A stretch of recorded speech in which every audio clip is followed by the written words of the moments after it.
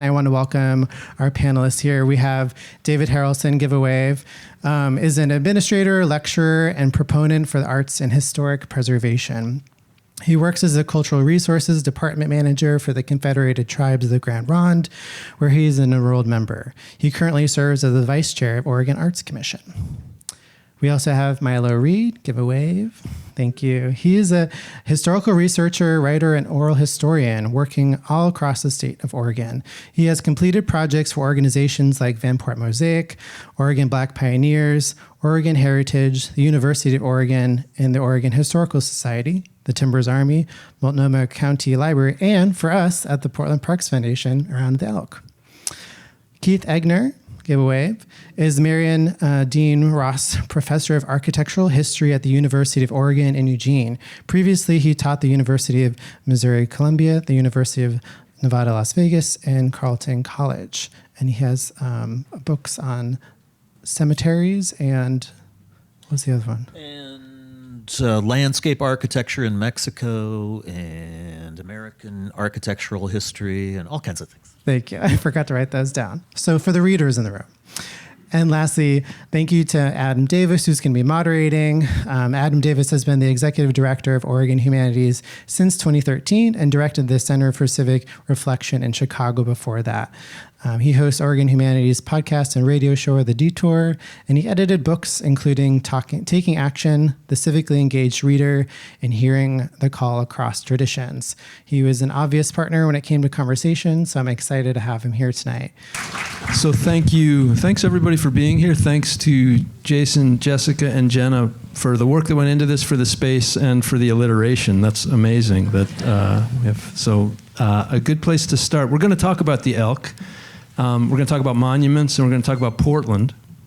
I want to start actually with a question not about the elk, and that is just for each of you maybe to tell us about a monument when you were young, and you decide what that means. Maybe it means now, maybe it means when you were a kid. A monument that made an impression on you, and one or two things that you think led it to make that impression on you. Okay, well, I guess I'm at the end, so I'll start. Can you all hear me? All right. My mother, bless her heart, she's 95 right now, and she had a peculiar taste for cemeteries. We would often stop in them when we were on driving trips and things, and I inherited that. I ended up writing a book on cemeteries, and you know, what I always found, and what I think maybe she liked about it, was just the peacefulness of the landscapes. I mean, the cemeteries are like parks without the crowds, you know?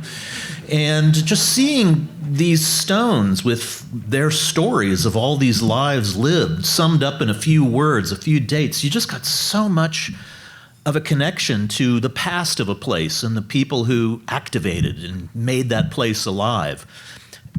Just kind of touching back on the elk, it's kind of the same thing there.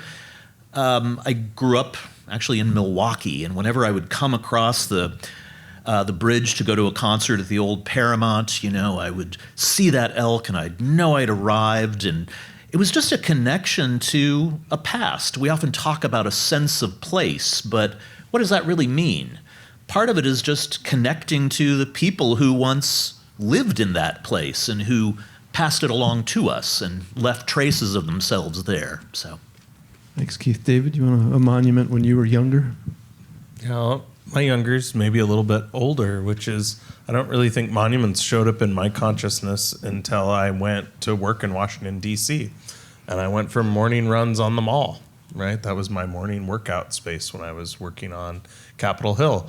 And the whole landscape is organized around monuments with orientation towards the Washington Monument. And for me, that connection was just clearly people were marking place, and there was intents and purposes for what that was. But I saw one identity reflected in that as like an American, but I didn't all of my other identities, whether that be Oregonian, whether that be a Grand Ronde tribal member or a Kalapuya person, or I didn't see those things there. Thanks. Milo, yeah. And for myself, I grew up in the north suburbs of Chicago in a very blue-collar community. And honestly, people really didn't do the whole monument statues thing that much. In fact, they put in a Ray Bradbury statue a few years ago, and there were complaints about it. Like, people thought there were better things to spend the money on. Same thing when the Jack Benny statue was put in. I'm from Waukegan, Illinois, home of both folks. So yeah, this just wasn't something I really thought about much until I got to graduate school, and I went to the University of Mississippi. And one of the first monuments I can really think of that really stands out is there was a monument to a class that actually left the University of Mississippi to fight in the Civil War for the Confederacy. Maybe I didn't need to clarify that. But yeah, just every day I had to drive past this like monument, and I just kept thinking, man, why is this still up here? Everyone kind of admitted that it was objectionable, but it's kind of the whole heritage not hate thing, and that held water until a few years ago. I believe it has now been removed, thankfully. But yeah, it really made an impact on me to just kind of think about those kind of monuments and Confederate statues and monuments and stuff in general. Thanks. That feels like helpful, all three responses, which are actually quite different. And it sounds like, in a way, different stages of your life when you encountered these monuments or cemeteries that made an impression for you. Maybe we can move towards the elk a little bit. And all three of you know a lot about the elk, about monuments, about attempts to memorialize. But I want to ask here early in the conversation if you can identify what, for you, just one or two things about this particular monument, or, as I heard Jessica describe it, this fountain, one or two things that stand out to you that are unique about this particular thing we're talking about. And we don't need to go in the same order. It'd be better probably not to. So, Okay. Milo, yeah. One thing that I always think about was probably the first time I saw the elk, and it was when I was riding the 20 bus, and I thought to myself, oh my God, we're going to hit this fountain. But in all reality, though, what I think about and what I find really interesting about it is not so much the actual fountain itself, but where it is. And it's this place, through the research that I did, that I found had a really long history of being a site where it was kind of accepted to say objectionable things, to debate, to talk a little bit too loud, in contrast to Chapman Square, where men weren't allowed, and Lonsdale Square, where women weren't allowed. So it's just kind of an odd place, really. That's what kind of strikes me about kind of the elk, and the fact that it just kind of, it's just has been there this whole time. It just kind of like looks over it. It's kind of become a part of the kind of the scene there. Thanks, Dave. For me, a little story is that the Mellon Foundation was reaching out to do a survey of monuments around the country, and I had led some conversations about monuments, and in my role working for the tribe, I'm our tribal historic preservation officer. So they were looking for tribal perspectives, and they reached out, this is prior to 2020, and they said, we want to know about monuments that you know about in your state that we should care about. And on that list was the elk. It was one of my prime examples of the way that, you'll find the typical type of ways that people do monuments. In Oregon, we also do monuments differently. And there's wonderful examples, and the two strong suits of that for me are the elk statue and the Concomly burial canoe out by the Astoria Column. And to me, what it is, and if you're familiar with my work, it's about placekeeping, and it's about reflecting the authenticity of place that has been that way for a really long time. And elk belong in this place. It's a story that reminds everyone of that. And I think that that's why I'm so drawn. And so before there were statues coming down and everything else, it was like telling the Mellon Foundation, that statue right there is an example of what I think we could do a lot more of, and it would be a good thing. Thanks. Some years ago, an art historian at the University of Colorado, a woman named Erica Doss, wrote this book called Memorial Mania. And I was just looking at that recently, and she makes the claim that the dominant affect that people take away from monuments these days is anger. That monuments make us angry. And I think there's certainly something to that. We've seen a lot of that, whether we're angry that somebody put something up or we're angry that they're taking it down. One of the reasons for that is because our monuments tend to be very chatty. They have a lot of text on them a lot of the times, or they're devoted to ideas or people or human events.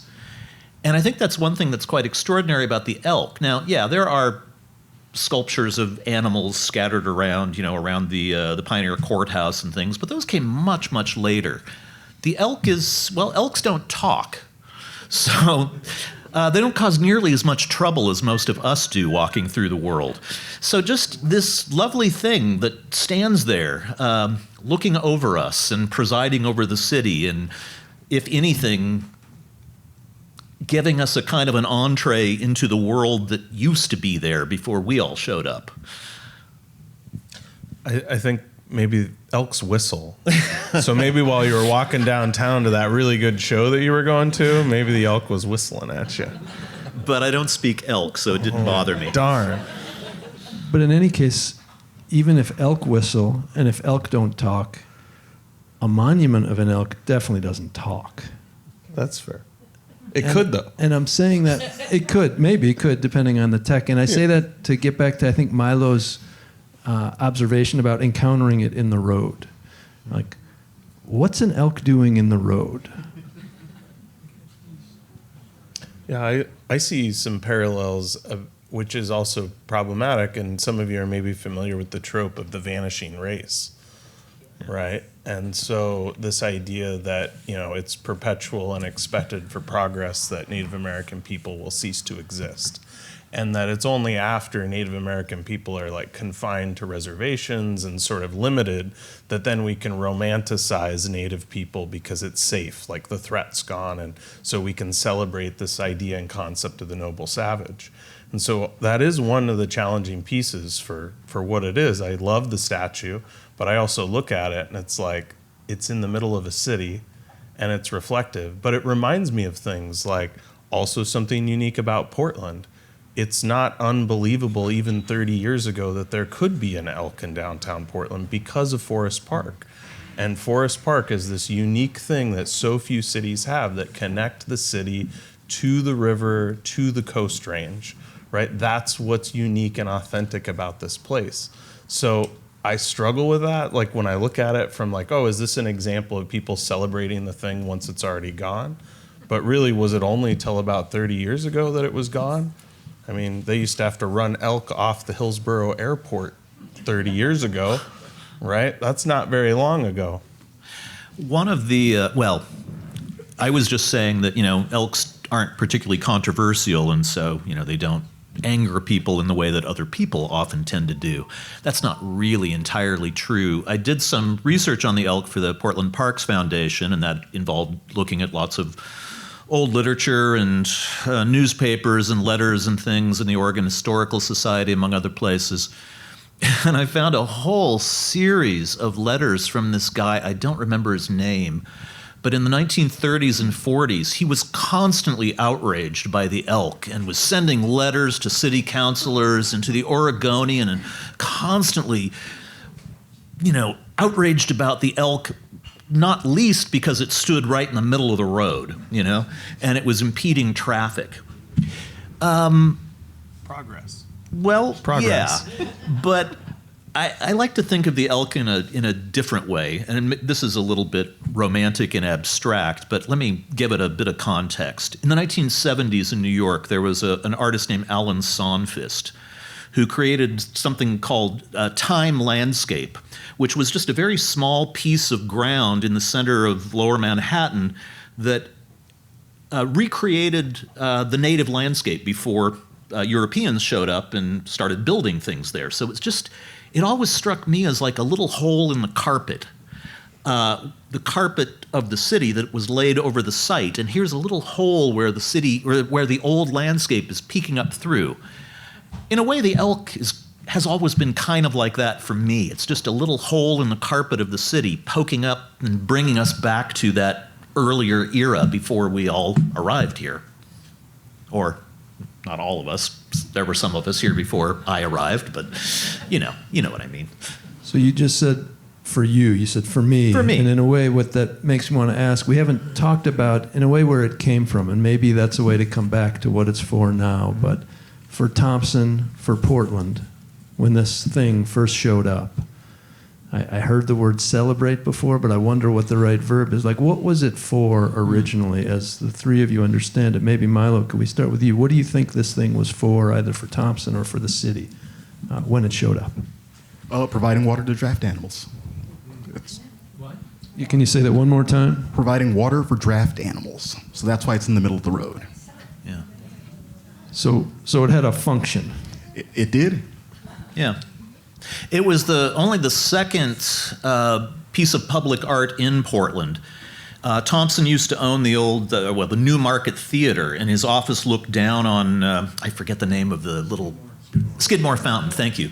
He looked down on the Skidmore Fountain and he thought, we need more of that sort of thing here. He was a great animal lover. He was actually the founder of the, the Humane Society in Oregon. Yeah. He was one of the founders then of the Humane Society, and he decided, rather than spending a lot of money on a monument to himself when he died, that he would like to leave money. And he wrote a letter specifying his goals. He used the term, he wanted to provide comfort for the dumb animals. Again, they don't talk, right? The dumb animals, and this would be a sort of a gift to them as well as to the people living in the city. David, you look like you got something there. Oh, I got lots of things, but it's sort of like beginnings, right? You talk about beginnings, and for me, I go back to our earliest beginnings, which are Econom, which are our creation stories, and that's a part of the reason where it really resonates as an elk statue, because it's elk and deer that are some of the first that step forward and volunteer to be of service for the coming of people. So Coyote is setting and making the world in order for people. They're about to arrive, and all the beings are supposed to provide something. And the most generous are salmon and deer, and shortly after that, elk, that offer up their flesh, their body, everything about them. And so there's this their generosity requires obligation to them as people, right? Because it's in reciprocity. Because they're so generous, we have to be generous to them. And that relates, you have all these new beginnings, but it's another way of thinking about elk. We revere elk as a spirit power.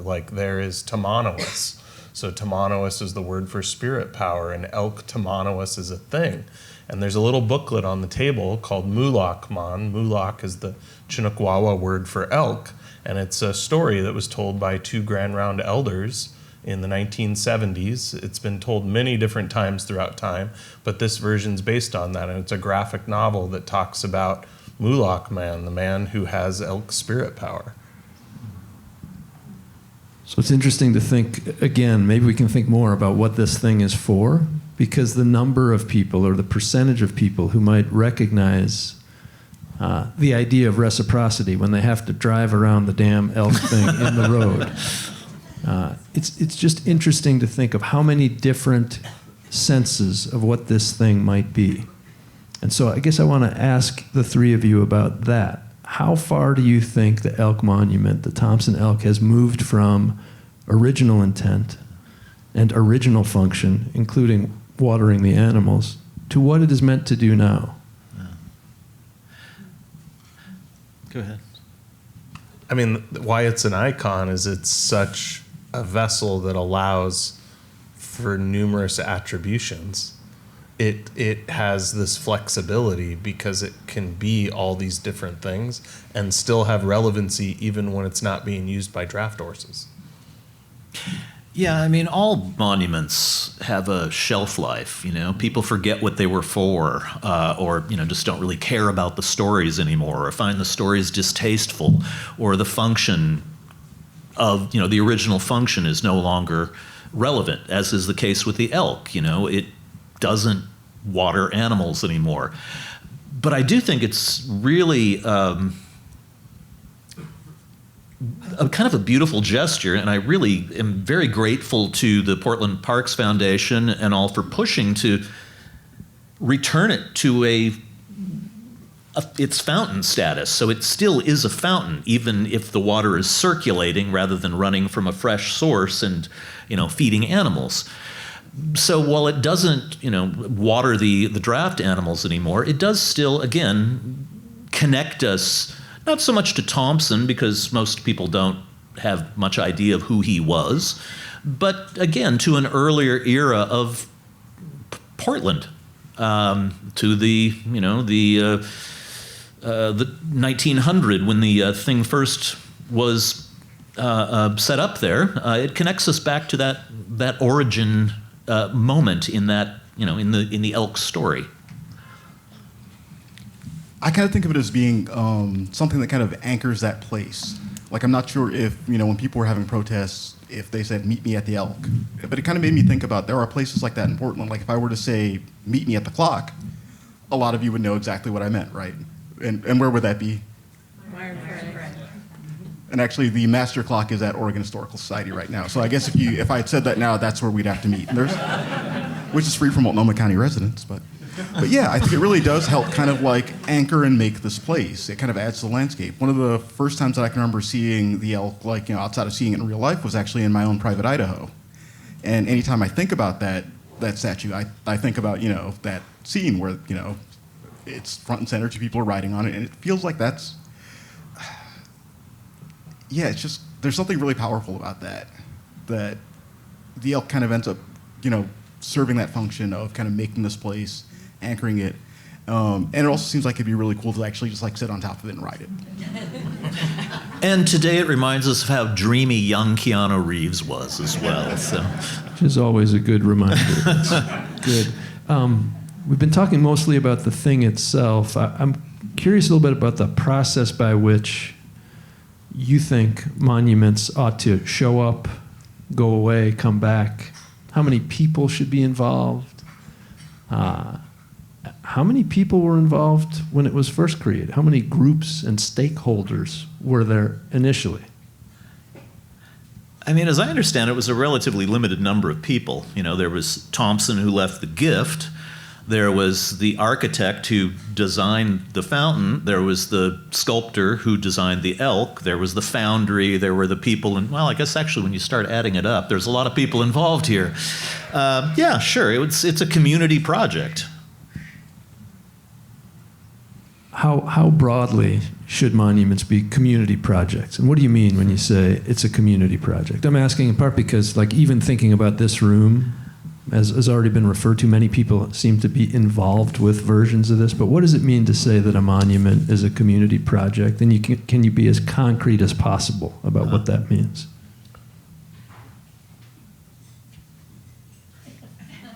As a small community here, talking about what it means for it to be a community project. Yeah. So I was able to be a part of a 6-month group of work with other people to create recommendations for the city to engage the public about monuments and about these conversations. And we wrote a report that's available through the city of Portland. It's only a short 80 pages, which is pretty amazing.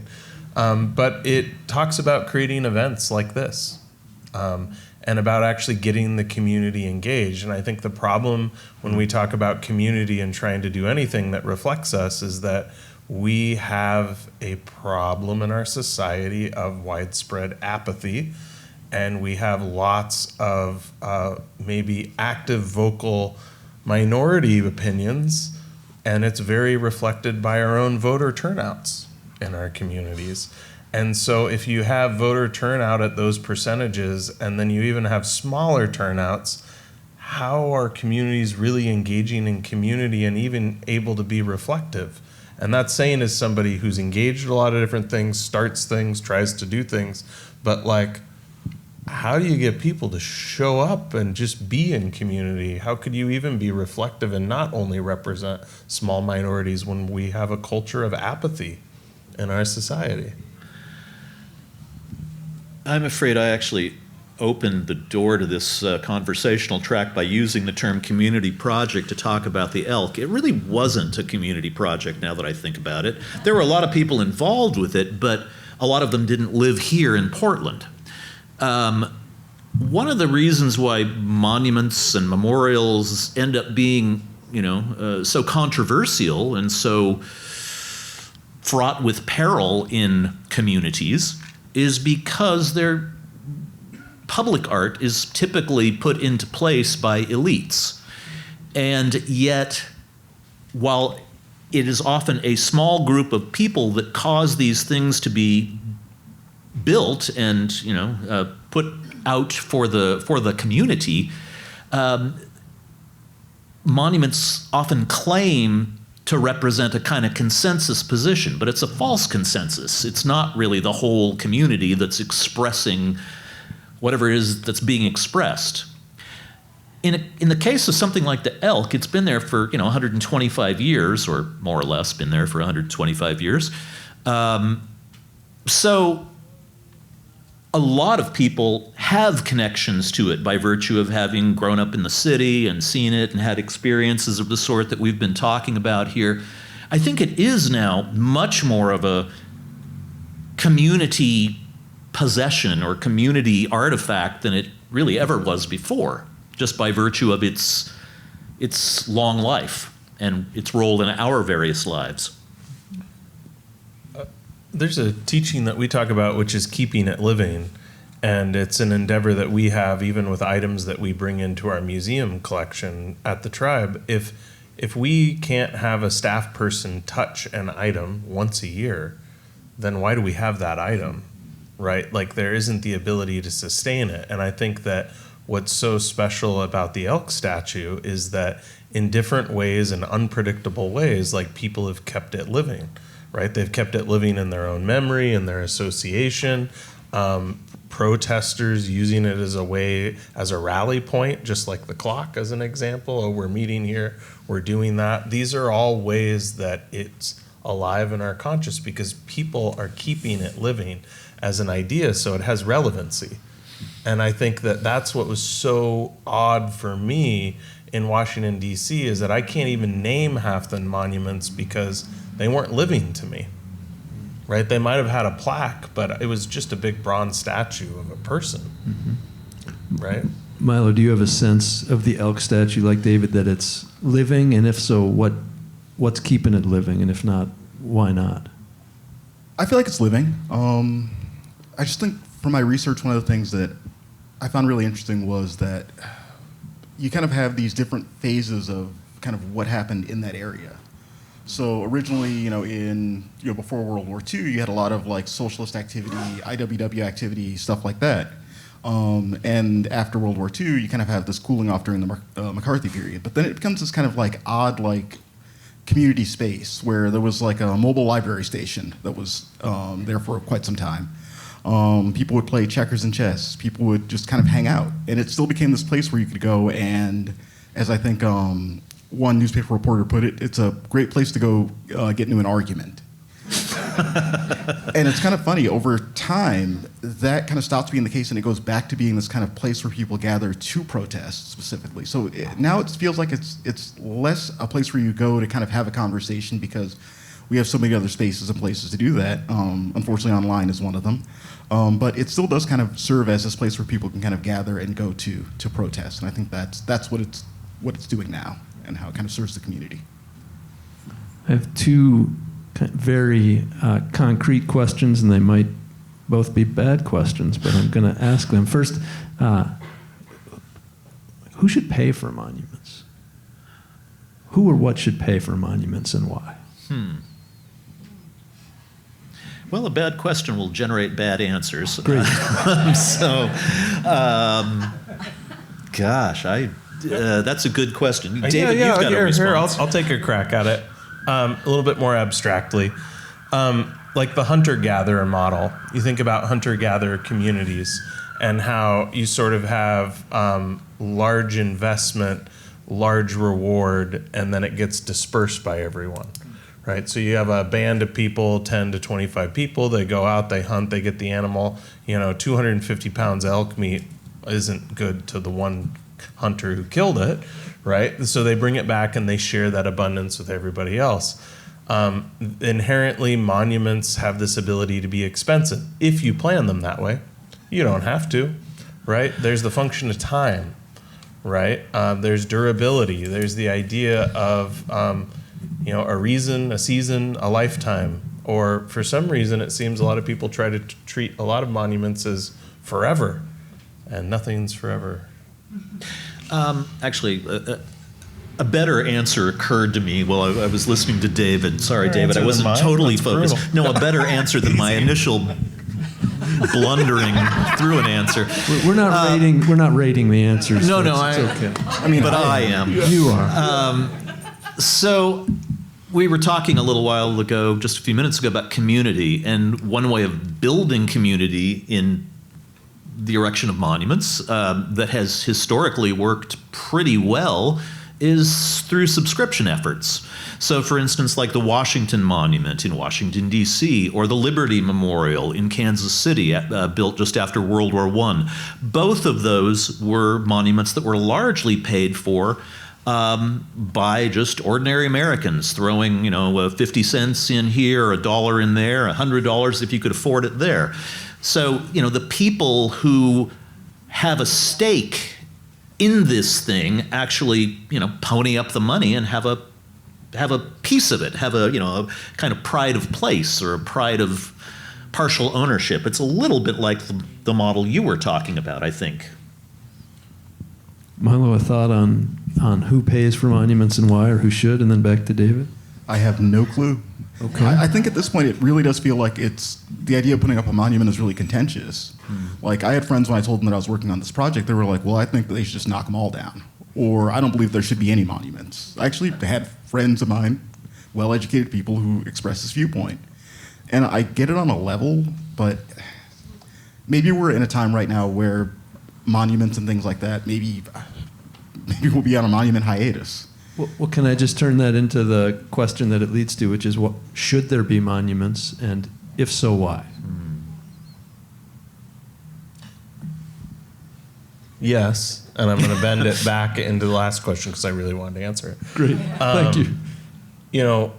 In cultural teachings that we have, your wealth is about how generous you are, right? And that this idea of your generosity, and I think that there's a lot of really great intentions that benefactors and others have of their generosity and their contributions when they have the means. But wouldn't it even be further generous if what they were being generous about was more broadly serving instead of self-serving, right? Kind of like the Thompson Elk, right? Like we think about that Inception story, like that's inspiring. Somebody was like, yeah, I have this money, I'm going to be generous, but then I'm going to be generous beyond just my selfish means or my social standing or these other things. I'm actually going to take up this cause that has like other broadly recognizable things. Keith, you looked like you were moving forward there. Well, public monuments are a form of public art. There's a lot of different ways one can design public art. It doesn't need to be contentious. It could just be sort of abstract and anodyne. We can do that.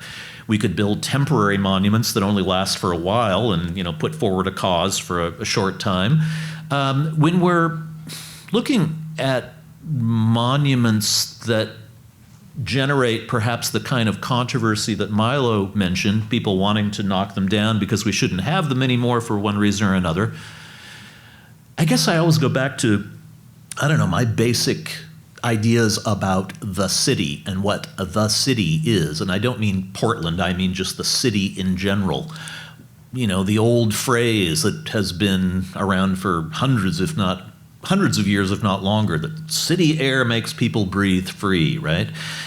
People move from the country to the city partly, for work, for economic opportunities, but also for cultural opportunities. And one of the reasons that cities are attractive places is because there's a lot of people there, and a lot of them are different from us. They think differently.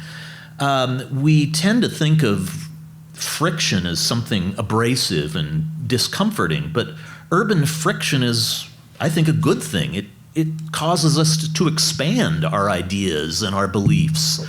So the idea of having monuments that irritate some people for one reason or another, I guess I'd have to say I'm okay with that, even if I'm the one being irritated. It feels like it points back to what David said before about sort of apathy as one problem. And of course, we've been through phases here where hyper-engagement has also been a kind of problem.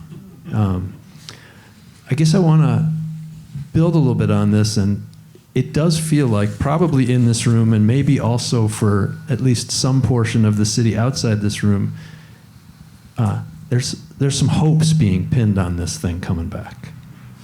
People like there's something about the elk coming back that symbolizes something about the city. Why? And what does it symbolize? That we can, in fact, have nice things. That's part of it. The elk is a nice thing we used to have. Yeah. We're still capable of that? Yeah. Okay. I think that's part of it. Everybody loves a new beginning, right? Like that's like, it's like, and that's not all entirely true. So I get that, but what I'm thinking of that from the tradition is that we have songs, like we have a song called New Beginnings that we sing, right? Mm-hmm. And it's this idea of like transition and like starting something new, somebody who starts a new job, somebody who, right, there's maybe some butterflies, there's some anxiousness, there's uncertainty. I don't know, it gives me pause, it gives me concern. You know, now it's there. Like, it could be a week and it could need to go again. It doesn't mean that it's not, right? Like, and it could be a random act of nature, right? Somebody could just drive right through that fountain. I'm not saying that they will, right? But it's this wild, like you create things in the world and then you have hopes for it. You have all these pieces that you want. The tribe's a part of this project as well. And we put forward 2 pieces on the waterfront. Within the first week, one of those temporary installs under the Hawthorne Bridge was already torn down. Right? I don't think that the tribal art piece was being specifically targeted. I just think it was like a part of the city and how it works, right? And so we create things anew. We have, what I mean by new beginnings, we have hopes, we have excitement, but it's like, what's going to happen? Mm-hmm. Milo, do you have a sense of hopes around this thing coming back? I think the one thing that I really wish people would remember is that there was a lot going on in 2020, that summer. Like, I think that just kind of like, whenever I hear people talk about this, I think people like really forgot like just how traumatic that time was for just multiple reasons. The pandemic. I mean, I remember, you know, I was working at the North Portland Library at the time, and I was joking with my supervisor, if you were to make it make a disaster film, people would look at that script and say, you got to take out one of these things. Like, either the wildfire smoke, you know, the worldwide pandemic, or the rioting in the streets, but this is too much. And it was. And I think people really just wanted things to get back to normal. Mm-hmm. And that's really what a lot of this is about. And I don't really think that that's right or a good way to look at it necessarily, but I think that's what a lot of people are feeling. Yeah. So that the return of the elk would be a kind of return to something like normalcy? If I had to guess, I think that's where people are coming from. I don't think that's quite accurate or right, but I think that's the way people feel, mm-hmm. just from seeing the well thought out comments that I see on Facebook. So the title of this this discussion tonight, which I came too late, so I don't know where the title came from, but it's Through the Eyes of the Elk, which is a beautiful title. And again, I don't know where it came from, but it did make me think about this idea of monuments enduring. That the elk gets to watch the city change around it. And the three of you know history a lot better certainly than I do, and maybe better than some people in the room. If you were able to get that elk to talk, like, what's the elk been seeing around it that might stand out to you?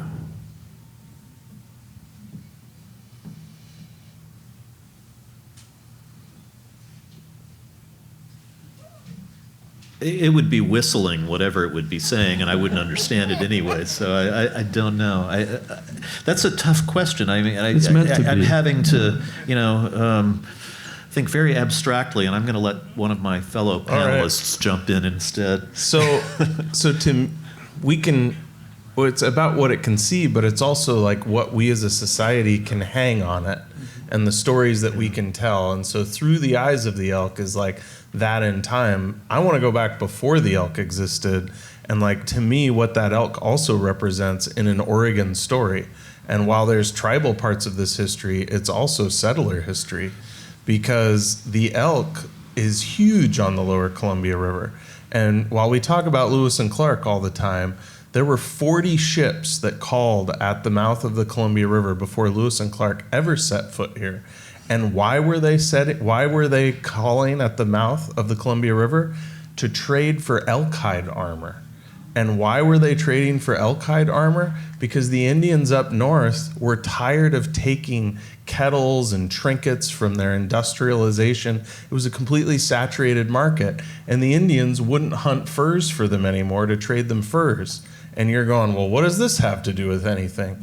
Well, what happened is the natives in Alaska were fighting the Russians, and the Russians adopted rifling for their rifles later. They used musket balls, and elk hide armor can stop musket balls. So the Indians in Southeast Alaska wanted elk hide armor, and there was abundant elk herds on the lower Columbia River, and the Chinookan people hunted them. And the archaeology sites from that very specific narrow of time are loaded with elk bones. Right? And so you look at this history, and it's its own little mini triangular trade where Boston clipper ships were pulling in. They were trading their trinkets to the Indian people. They were giving them elk hide armor. They were taking the elk hide armor, going up and selling it for furs. Right? Sea otter furs. This story about it is like the beginnings of European settlement and trade in the region, over hunting, right? Challenges that happened in the economy.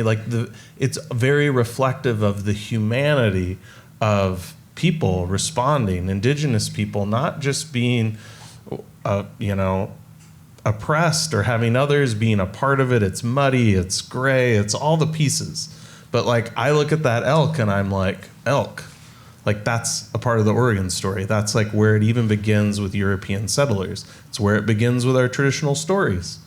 Right? It's new beginnings. Milo, you wrote yourself a note. I can't read. What are you thinking about? That I have awful handwriting.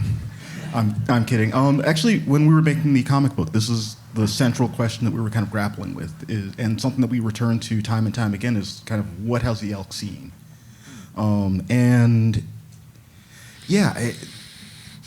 Just from kind of having like looked at what happened at the site, I mean, it's just, I don't think there's a really succinct way to answer that. I mean, even, between, day and night, there were different things going on, depending on, which decade we're talking about. So, yeah, I think my short answer would be just a lot. Kind of riffing on what David said, that got me thinking about something you mentioned. I can't remember exactly what you mentioned, but it made me think of when I was an undergraduate at Portland State. I did a project that had me going up to the Oregon Historical Society and doing research in the archives there and looking at a lot of old photographs of houses up in the West Hills in the 1880s and 90s. And I would sit in the archives there for, a few hours, and then I'd go out back into the street after looking at these old photographs for several hours, these old black and white photographs, back into the city I'd been looking at as it had looked, 100 years before. And suddenly, seeing the full color city of the 1980s as it was then, I got to see what it had been and what it had become. It was a very concentrated and kind of strange experience for me to see my city as something that had been here for such a long time. And I guess, that's kind of what I was thinking of. The elk has just been there quietly. If it sees anything, and I'm not suggesting it actually does, but if it did, that's what it's seen. Everything that's unfolded before it, in the course of 125 years. Yeah, I mean, it feels like there's no way to talk about the elk without clearly talking about ourselves and Sure. the city. maybe I just want to move us toward a close with two last questions. And the first one is about the relationship between the product, the elk monument, and the process that leads to a monument showing up or going away or coming back, and sort of the relative weight of each. And I'm asking that because, again, in this room, it feels like a question. There's a lot of thinking about and participating in process around these. And I wonder if you have strong feelings about the relationship between those two. The way a monument is approved, built, pulled away, brought back, or just get the damn thing done.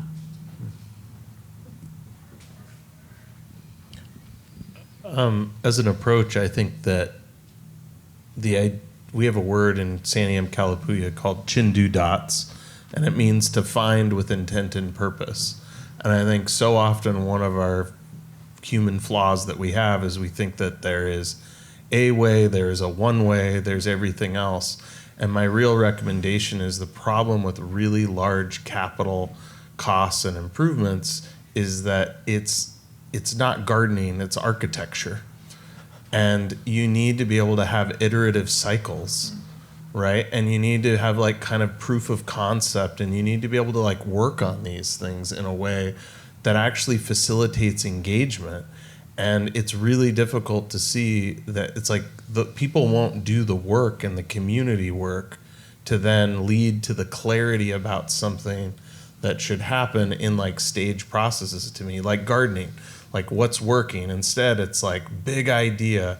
And like we've all done that, right? Everyone loves to have ideas. Like how many times have you had to finish a lot of other people's ideas, right? Like how do we build closer, closed loop, iterative cycles with these things? And that's where, temporary, but temporary towards building. So iterative process, I think, is really important to me. And that's just circle, right? It's like a snowball. You're like coming back around and it's getting bigger each time it's rolling down the hill.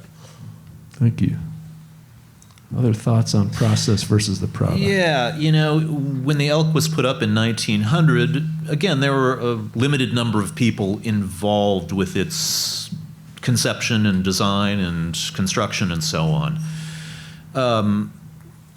In my endless search for silver linings, I was not very happy to see the elk being damaged back in the events of 2020 that Milo was referring to. But maybe the silver lining is that it's coming back, and a lot more people are expressing care about it now than perhaps did. Maybe we just gotten kind of inured to it. Maybe we just sort of forgot about it. It was just sitting out in the middle of the street blocking traffic for a long time. And when it was damaged, when we lost it, when it's been removed from our midst for a long time, there are people writing letters to the editor of the paper, there's people going to meetings, there's all kinds of activity of the sort that the Portland Parks Foundation has been engaged with, and so on. So now it, again, it really has, by virtue of almost being lost, really become the result, or its return is the result of definitely a community process. Yeah. Milo, anything on process versus product here? I'm going to get a little bit off topic and talk about another monument. Something that I think about a lot is actually the York statue that went up, and that was an odd one because I really feel like that statue would have benefited from input from the black community. Maybe that's me speaking out of self-interest, I don't know, but that was kind of an odd one because it just kind of appeared. And don't get me wrong, like I was actually shocked the Harvey Scott statue was up for as long as it was. Like once I learned a little bit about the guy, I was like, holy smokes, this is what we have up, like looking out over the whole city. But yeah, that one, the York statue, to me, was kind of an odd one. Like as an example of something I think really could have benefited from input from the community being represented in that work. So more process added to the product. I think it really does. I think it's horses for courses. It depends on kind of, what the product is. I think that should dictate what the process is. So maybe last question I want to ask and then hand it back to Jason is just, the three of you have been immersed in not just this monument, but thinking about memorialization of all sorts of things, and especially maybe public memory. And again, focusing on the elk, I wonder if you have a question, each of you, sort of inside you, that you're carrying around a little with this that you could share, either to give to us or to air a question that's animating you in some way. So a question related to the elk.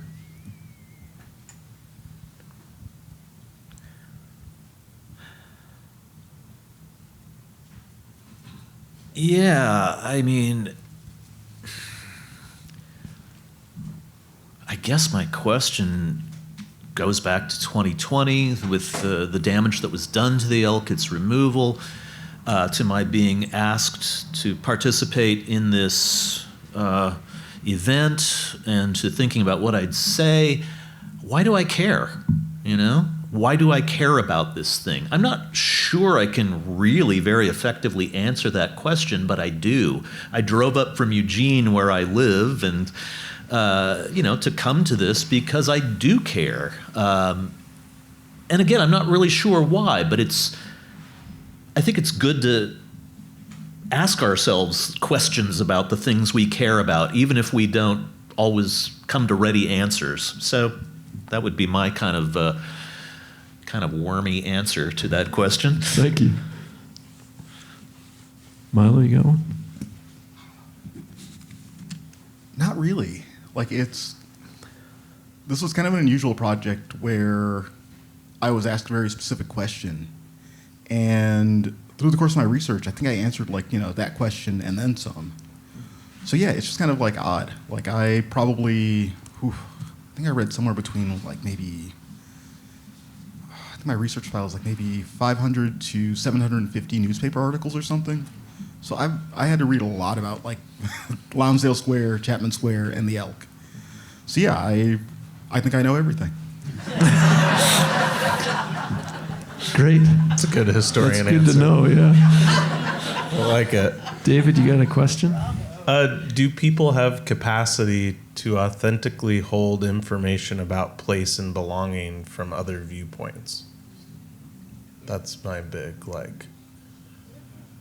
and that's open-ended and always kind of perpetually, because it's not only do people, but what are the limits of that, right? And what's appropriate versus what's appropriation? What's right?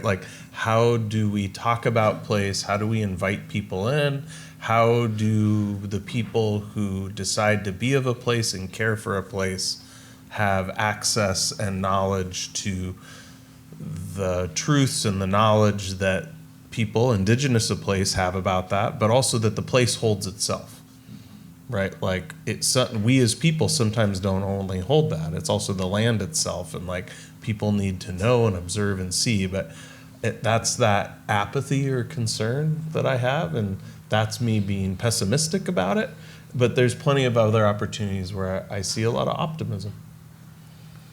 Thank you. One of our hopes was that you would walk out of here with questions, and in part by thinking more deeply and hearing more, that it might activate questions for you. And I hope that's happening inside your head. I hope you'll talk about some of these questions with each other even before you go.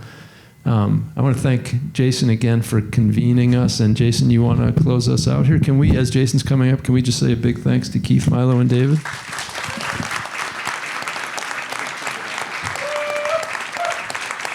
So this was a great conversation we got to hear, and I want you to continue the conversation. There's a few ways to stay tapped in even tonight. This is in partnership with the Portland Monuments Project, which is a larger endeavor, and part of that is getting your voice captured through surveys. The surveys are happening across lots of different events with partners across Portland. We've got PSU in the back corner. You can take a QR code home with you if you don't want to do it right now, or you can do a paper survey right now. And then lastly, Portland Parks Foundation is in Give Guide this year. So if you want to give a little back to the Parks Foundation, you're welcome to do so. Again, QR codes, they're the future. Take them home with you and continue to support our work. Thank you all for coming out tonight and supporting this in your presence. And I'm excited to see where the conversations and questions go from here. Thank you.